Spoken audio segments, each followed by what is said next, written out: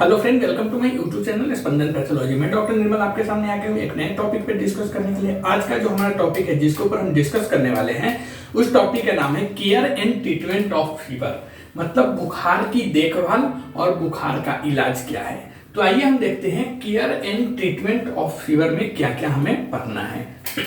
तो care and treatment of fever में so what is the best way to measure body temperature. पहला कि शरीर का तापमान मापने का सबसे अच्छा तरीका क्या है, हम कौन सा टेक्निक यूज करेंगे या कहाँ हम थर्मोमीटर लगाएंगे तो हमें एक्यूरेट बॉडी टेम्परेचर देखने को मिलेगा। तो आइए देखते हैं what is the best way to measure body temperature. First, you can take your temperature in several different parts of your body. मतलब कि हमारे बॉडी का, हमारे शरीर का जो तापमान है उसको मापने का सही तरीका क्या है, इसके ऊपर हम लोग पहले डिस्कस करते हैं। You can take your body temperature in several different parts of your body. मतलब कि आप अपने शरीर के कई अलग अलग हिस्सों में, कई अलग अलग पार्ट्स से अपना तापमान, अपना बॉडी का टेम्परेचर माप सकते हैं कि आपको बुखार हुआ है या नहीं हुआ है। Second, the most common site is mouth. Mouth is also called as oral. Okay, oral temperature मतलब कि सबसे आम जगह, मतलब कॉमन, सबसे फेमस नहीं है, सबसे जो आम जगह है बुखार मापने का, तापमान मापने का, वह होता है हमारा मुंह। ठीक है, मतलब सबसे आम जगह आपका मुंह, जिसे हम ओरल टेम्परेचर, मौखिक तापमान के नाम से भी जानते हैं। तो सबसे पहले हम बॉडी के कई हिस्सों से तापमान माप सकते हैं। उसमें सबसे जो आम है, सबसे जो कॉमन है, वह मुंह है। मुंह में डाल के थर्मोमीटर हम टेम्परेचर देख सकते हैं। Other sites include year. Year को हम टिम्पेनिक मेम्ब्रेन बोलते हैं। फोरहेड, जिसे हम टेम्पोरल आर्टरी बोलते हैं। एंड आर्मपिट, आर्मपिट को हम एक्सिलरी के नाम से जानते हैं। मतलब कि अन्य जगहों में, पहला तो आपने देखा कि सबसे जो कॉमन जगह था जहां हम थर्मोमीटर लगा के तापमान ले सकते हैं बुखार हुआ है या नहीं यह कंफर्म के लिए, वह सबसे जो आम है वह है माउथ, मतलब ओरल टेम्परेचर। उसके बाद ईयर। ईयर को हम बोलते हैं, ईयर मतलब कान, अन्य जगहों में आपका कान, जिसे हम टिम्पेनिक झिल्ली के नाम से भी जानते हैं। उसे एक, हर चीज का एक वर्ड्स होता है। तो ईयर नॉर्मल भाषा में कान, ईयर, और मेडिकल लैंग्वेज में उसे टिम्पेनिक मेम्ब्रेन के नाम से जानते हैं। ठीक है, तो टिम्पेनिक मेम्ब्रेन मतलब जो कान होता है वहां की झिल्ली। उसके बाद फोरहेड। फोरहेड मतलब कपाल, माथा, जिसे हम मेडिकल लैंग्वेज में टेम्पोरल आर्टरी, टेम्पोरल धमनी के नाम से जानते हैं। And armpit. आर्मपिट का मतलब होता है कि बगल, जो अक्षीय, जिसे एक्सिलरी बोलते हैं, वह हिंदी में होगा अक्षीय। ठीक है, तो सबसे कॉमन जगह, सबसे आम जगह क्या है? मुंह। मुंह में हम थर्मोमीटर डाल के टेम्परेचर ले सकते हैं। उसके बाद कान, कपाल और आर्मपिट बगल में डाल के हम थर्मोमीटर से टेम्परेचर ले सकते हैं। The most accurate site is the rectum and the less accurate site is the armpit. Okay, मतलब सबसे अच्छा जगह जहां पे एक्यूरेट आपकी बॉडी टेम्परेचर देखने को मिलेगी, वहां से अगर आप लेंगे टेम्परेचर, अपनी बॉडी की तापमान लेंगे थर्मोमीटर के द्वारा, तो सबसे जो अच्छी जगह है जहां पे पूरा एक्यूरेट बॉडी टेम्परेचर आता है वह होता है रेक्टम। और रेक्टम को हम हिंदी में बोलते हैं मलाशय। ठीक है, रेक्टम को हिंदी में बोलते हैं मलाशय। तो सबसे अच्छा जगह बॉडी टेम्परेचर, मतलब बुखार मापने का सबसे अच्छी जगह जो है वह है मलाशय। और दूसरी बात, less accurate site is the armpit. मतलब और सबसे कम अच्छी जगह है जहां पे आपको पूरा एक्यूरेट नहीं आ सकता है, वह है बगल। मोस्टली हम देखते थे आज से 10-20 साल पहले कि लोग थर्मोमीटर यहाँ पे बगल में लगा के टेम्परेचर देख लेते थे, बट वहां पे सबसे कम एक्यूरेट बॉडी टेम्परेचर देखने को मिलता है। सबसे कॉमन कहाँ हुआ? मुंह। सबसे अच्छा जगह जहां पे एक्यूरेट बॉडी टेम्परेचर, एक्यूरेट बुखार पता चलेगा, वह कहां पे?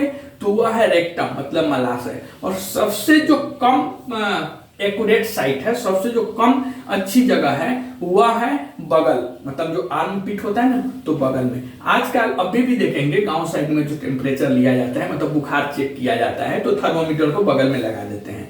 बट एक्यूरेट जगह वह नहीं है, वहां थर्मामीटर लगाने से आपको एक्यूरेट बुखार मतलब बुखार कितना है इसका एक्यूरेसी नहीं मिलेगा। ठीक है। The best way to measure your temperature is with a digital thermometer। मतलब कि शरीर के तापमान को मतलब बुखार है कि नहीं इसको मापने का सबसे अच्छा तरीका डिजिटल थर्मोमीटर के द्वारा होता है। And glass thermometer contain mercury and doctors no longer recommended them। मतलब ग्लास थर्मोमीटर जो होता है, जो पहले होता था, हालांकि अभी भी है, लेकिन जो ग्लास थर्मोमीटर होता है उसमें पारा होता है जिसे मर्क्यूरी बोलते हैं। ओके, ग्लास थर्मोमीटर में पारा होता है और डॉक्टर अब उन्हें यूज करने की ज्यादा रिकमेंड नहीं करते हैं, ज्यादा सलाह नहीं देते हैं ग्लास थर्मोमीटर को यूज करने के लिए, क्योंकि अब डिजिटल थर्मोमीटर यूज करने की ज्यादा डॉक्टर रिकमेंड करते हैं। तो टेम्परेचर कैसे लेना है, बुखार कैसे मापना है, आपको मालूम चल गया। बुखार मापने का सबसे आम जो ये है तरीका है, सबसे कॉमन जो प्रोसीजर है, टेक्निक है, वह कहाँ है, तो वह है मुंह में थर्मोमीटर डाल के आप बुखार देख सकते हैं कि बुखार कितना है या नहीं है। उसके बाद ईयर, उसके बाद फोरहेड मतलब कपाल और आर्मपिट मतलब बगल। लेकिन यहाँ पे ध्यान देना है कि सबसे जो मोस्ट एक्यूरेट साइट है जहां पे आपको एक्चुअल कितना बुखार है यह देखना है, तो उसके लिए वह जगह है रेक्टम। रेक्टम को हम हिंदी में बोलते हैं मलाशय। और सबसे कम एक्यूरेट जगह जो है, सबसे कम अच्छी जगह है जहां से आपको बुखार एक्यूरेट नहीं पता चलेगा, वह है बगल। बगल मतलब आर्मपिट, काख जिसे हम हिंदी में बोलते हैं, वह काख। ओके। और बॉडी टेम्परेचर मतलब बुखार मापने के लिए डिजिटल थर्मोमीटर का यूज आजकल ज्यादातर किया जाता है, क्योंकि ग्लास थर्मोमीटर्स में मर्क्यूरी होते हैं, पारा होते हैं, और उसके वजह से अभी डॉक्टर उसको ज्यादा एडवाइस, ज्यादा सलाह नहीं देते हैं। How can I break fever at home, मतलब how can I break fever at home मतलब मैं घर पर बुखार को कैसे ठीक कर सकता हूँ। ठीक है, मतलब कि बुखार को घर पर कैसे दूर कर सकते हैं, यह भी है। तो if your fever is mild less than 100 degree Fahrenheit you usually do not need treatment with medications. मतलब कि अगर आपका बुखार हल्का है, माइल्ड फीवर जिसे हम बोलते हैं, तो अगर आपका बुखार हल्का है मतलब 100 डिग्री फ़ारेनहाइट, सिंपल लैंग्वेज में समझ जाइए कि 100 मतलब 100 से नीचे अगर आपको बुखार है तो आपको आमतौर पर मेडिसिन मतलब दवा से उपचार करने की आवश्यकता नहीं है। अगर आपका बुखार, याद रखना, अगर आपका बुखार माइल्ड है मतलब हल्का फीवर है या 100 से कम है, 100 से कम है, तो आपको मेडिसिन से इलाज करने की या मेडिसिन खाने की जरूरत नहीं है। Make sure you drink plenty of fluids and get plenty of rest। मतलब ऐसे कंडीशन में आपको क्या करना है, सुनिश्चित करना है कि आप बहुत सारे तरल पदार्थ का मतलब है कि पानी हो सकता है, जूस हो सकता है, मिल्क हो सकता है, एनर्जी ड्रिंक्स हो सकता है। तो आपको सुनिश्चित करना है कि ऐसे कंडीशन में बहुत सारे लिक्विड फ्लूइड्स डाइट जो होते हैं वह ड्रिंक प्लेंटी ऑफ फ्लूइड्स, जिसे हम तरल पदार्थ जानते हैं, वह तरल पदार्थ पीना है और भरपूर आपको आराम करना है। ठीक है, कैसे, अगर आपको फीवर हल्का है, 100 से कम है, तो ऐसे कंडीशंस में आपको मेडिसिन खाने की जरूरत नहीं पड़ेगी। ऐसे कंडीशंस में बहुत सारा पानी पिए, हाइड्रेट रहें, और आपको प्रॉपर मतलब गेट आराम करने की जरूरत है, प्रॉपर रेस्ट करने की जरूरत है। Taking a lukewarm bath about 98 degree Fahrenheit and में also help bring your body's temperature down। और गुनगुने पानी से, ल्यूकवार्म वाटर जिसे बोलते हैं, मतलब गुनगुने पानी से, न गर्म न ठंडा, जो ऐसा पानी जो न ज्यादा गर्म हो और न ज्यादा ठंडा हो, ऐसे पानी से, गुनगुने पानी से आपको नहाना है। और गुनगुने पानी से नहाना लगभग 98 डिग्री फ़ारेनहाइट आपके शरीर के जो तापमान है उसको कम करने में भी मदद कर सकता है। Okay, keep an eye on signs of dehydration and other worsening symptoms. मतलब कि निर्जलीकरण, डिहाइड्रेशन को हम हिंदी में बोलते हैं निर्जलीकरण। निर्जलीकरण का मतलब क्या होता है, या फिर डिहाइड्रेशन का मतलब क्या होता है, हमारे बॉडी में पानी की कमी।